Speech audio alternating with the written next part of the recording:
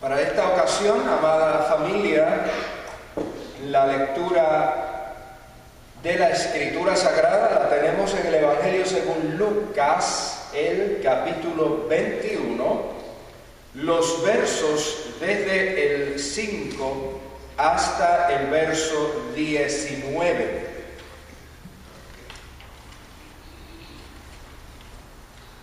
Leemos de la traducción de la Biblia Reina Valera Contemporánea.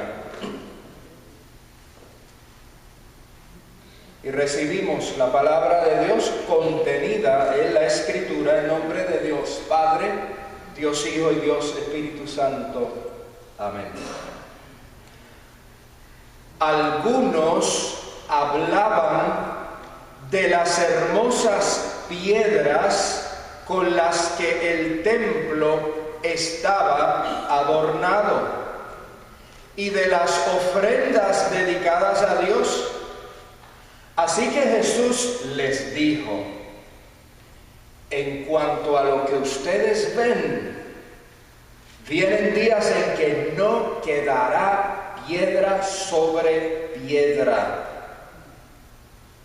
Todo será destruido.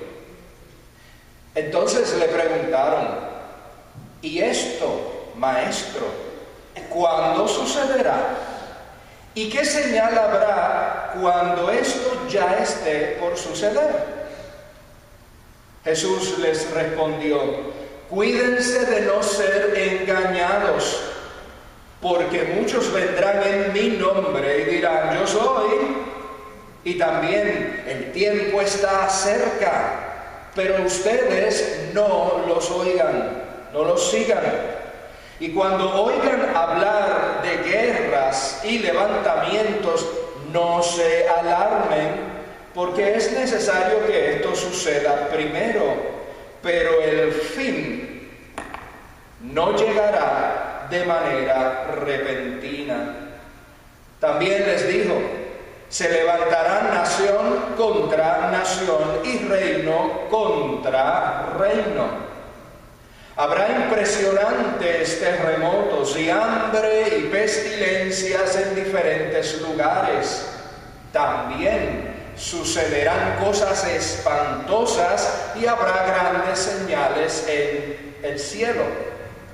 Pero antes de que todo esto suceda, a ustedes les echarán mano, los perseguirán y los entregarán a las sinagogas y a las cárceles, y por causa de mi nombre los harán comparecer ante reyes y gobernantes, pero esto les servirá para dar testimonio.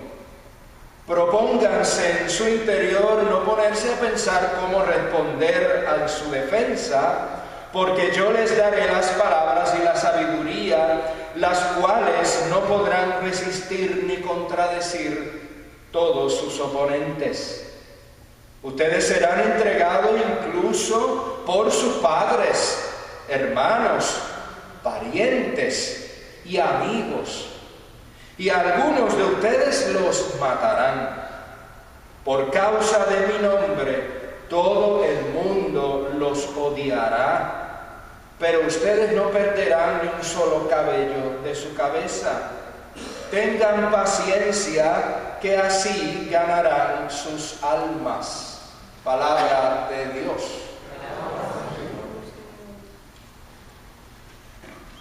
A la luz de los relatos de los evangelios, esos que llaman los sinópticos, Marcos, Mateo y Lucas, a la luz de eso, el consenso general de la academia, de los estudiosos, es que Jesús llevó a cabo su ministerio en Galilea, desde donde entonces viajó hacia Jerusalén con sus discípulos. Y a los pocos días de estar en Jerusalén, fue entrampado, fue torturado y fue asesinado.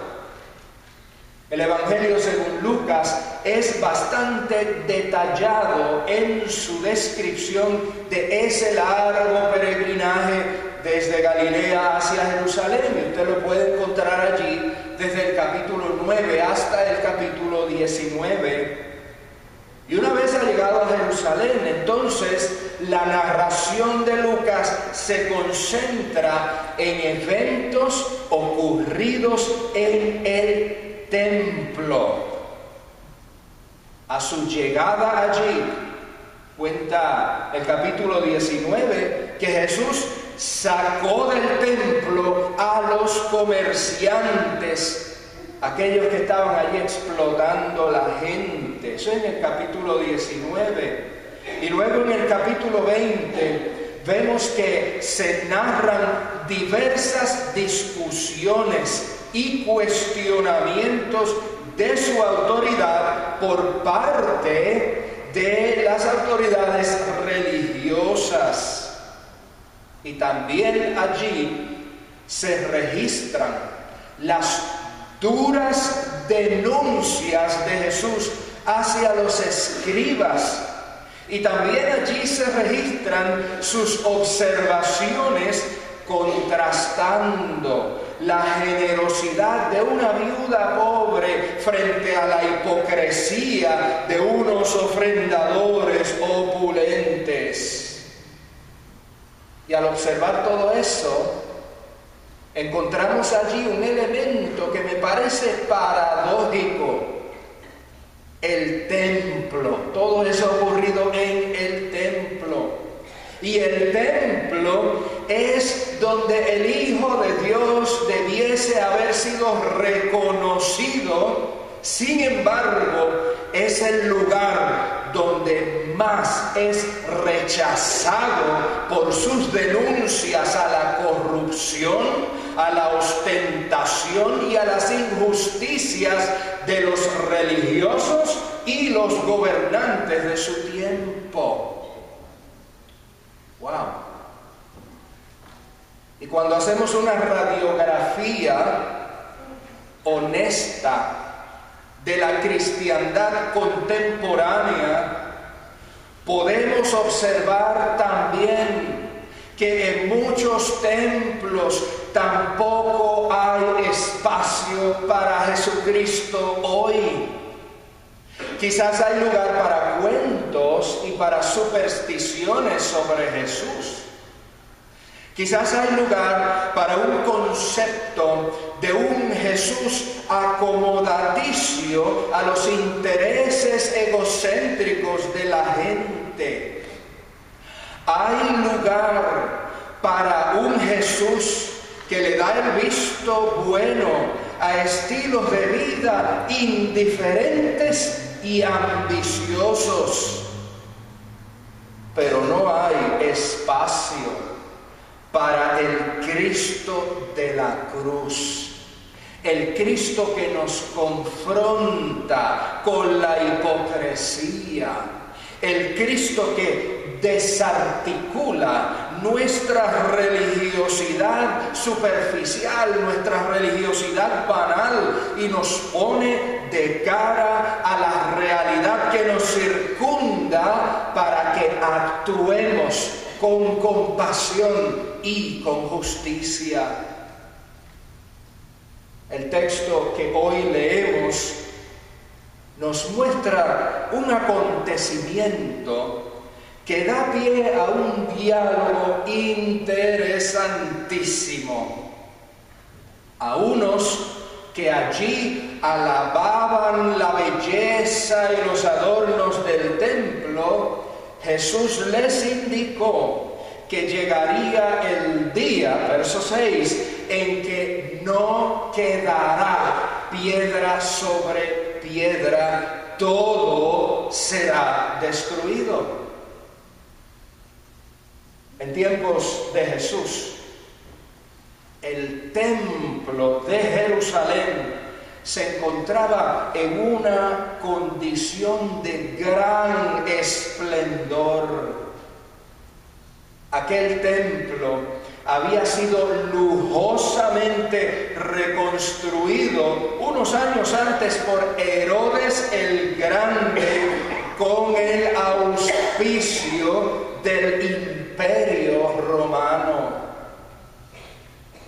Aquel templo era la edificación más grande y más impresionante de la ciudad de Jerusalén. Aquel templo era el lugar que daba solidez y estabilidad a la conciencia nacional de los judíos, aun cuando estuviesen bajo la ocupación imperial. Aquel templo era el lugar al que miles de personas anualmente peregrinaban para llevar a cabo sus ritos religiosos. Aquel templo era el lugar que para muchas personas representaba la presencia misma de Dios. Y a Jesús se le ocurre decir que de esa edificación gloriosa no quedará piedra sobre piedra. Imaginen ustedes por un momento la tensión que las palabras de Jesús provocaron, particularmente en sus seguidores. Y es allí, en el capítulo 21, donde el Evangelio de Lucas nos presenta entonces un discurso de Jesús que esencialmente contiene 3 temas. Los versos 12 al 19, allí habla de los tiempos de persecución de los primeros cristianos. Segundo, los versos 5 al 11 y 20 al 24, allí habla el discurso de los tiempos de la destrucción de Jerusalén. Y tercero, los versos 25 al 36, allí el discurso habla de los tiempos del regreso del Mesías, que allí se le llama el Hijo del Hombre. Ese discurso de Jesús, del cual hay parte contenida en el texto que hoy leemos, muchas veces, muchísimas veces, es utilizado por predicadores indoctos que explotan la ansiedad de la gente por el futuro y entonces arrastran porciones bíblicas por los pelos para meter miedo y atraer adeptos asustados por la posibilidad de perder sus almas.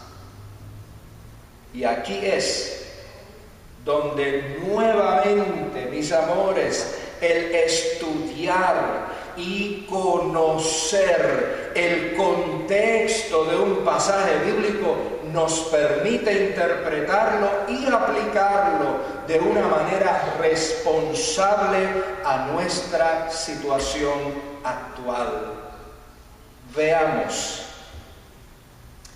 Resulta que entre los años 66 al 70 de la era cristiana o la era común, el primer siglo, entre ese tiempo, algunos sectores judíos se involucraron en una guerra para expulsar la dominación romana sobre su tierra. Y en el año 70, las tropas romanas finalmente rompieron las murallas de Jerusalén y destrozaron el templo, dejando ruinas y muerte a su paso. Y eso entonces provocó una enorme crisis en el pueblo judío y en consecuencia una enorme crisis también en los cristianos de Jerusalén. porque aquello que para ellos representaba solidez y seguridad había quedado reducido a escombros.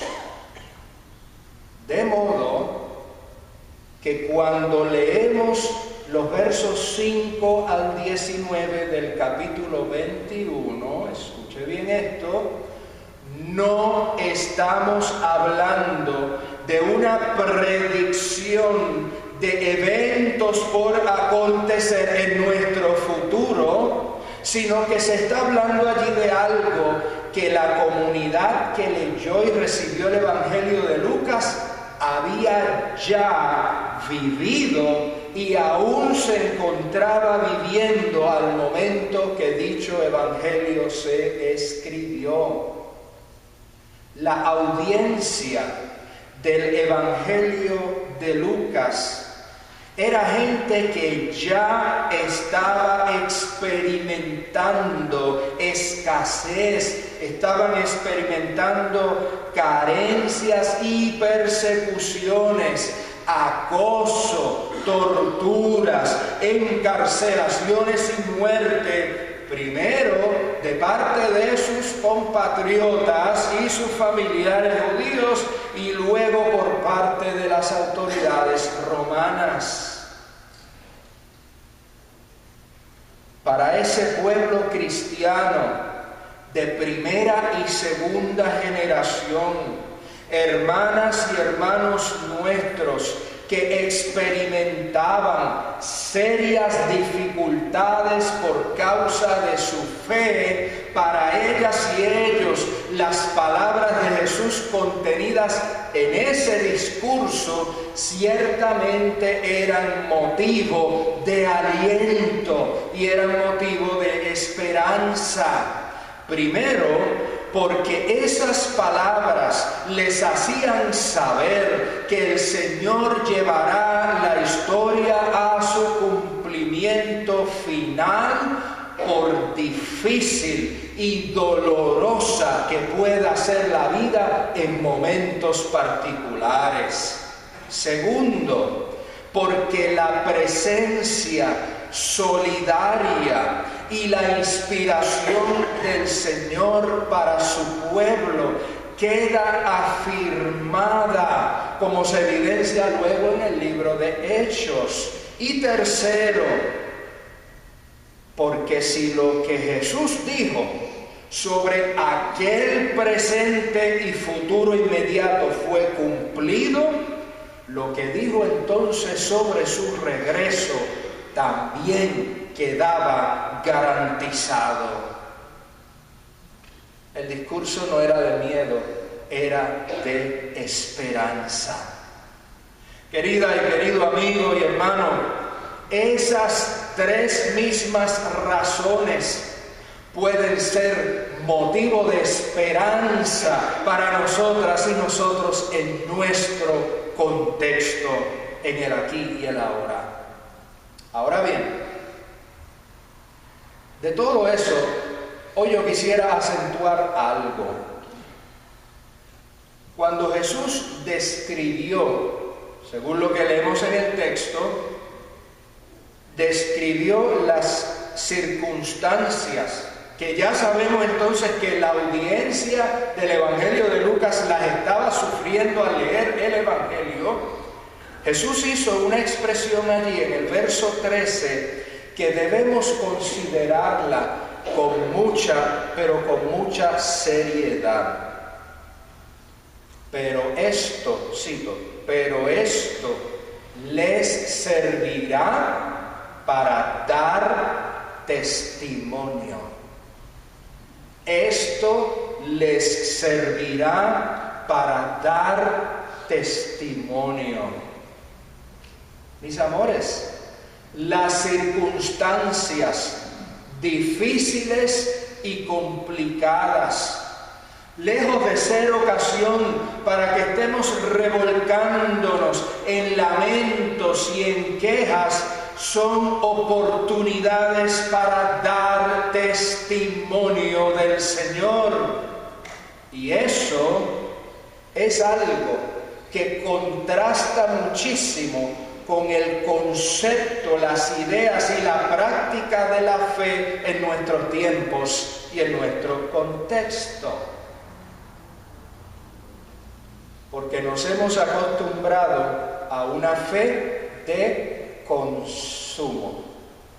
¿Y usted ha oído esa expresión antes? Pues yo se la he dicho aquí.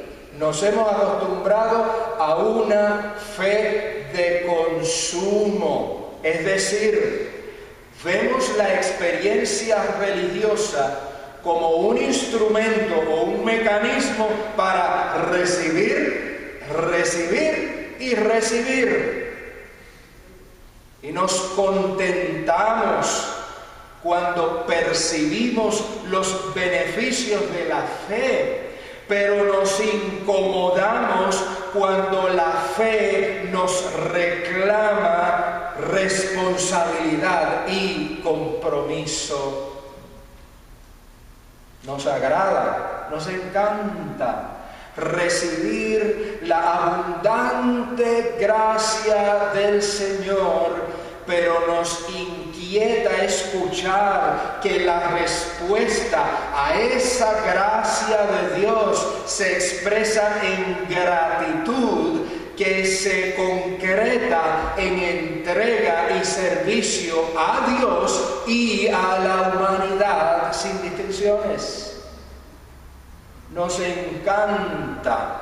De verdad que dije nos, estoy hablando nosotros, no digo ustedes. Recuerde que el sermón siempre empieza por quien lo está diciendo, y usualmente yo tengo que llevarme el sermón 2 veces. Toda la semana cuando lo preparo y cuando lo entrego aquí, no, 3, y cuando después reviso las grabaciones. Así que dije nosotros, no ustedes, nosotros. Nos encanta escuchar sobre el reino de Dios, pero se nos dificulta hablar del reino de Dios y practicar el reino de Dios, y nos excusamos de la responsabilidad pensando y diciendo no, es que eso le toca a las y los pastores y los líderes eclesiales, eso no es asunto mío, a mí que me dejen tranquila y tranquilo calentando el banco. Y el Señor insiste, verso 13, esto les servirá para dar testimonio. Para dar testimonio. ¿Y qué es eso del testimonio? ¿Cuál es el testimonio?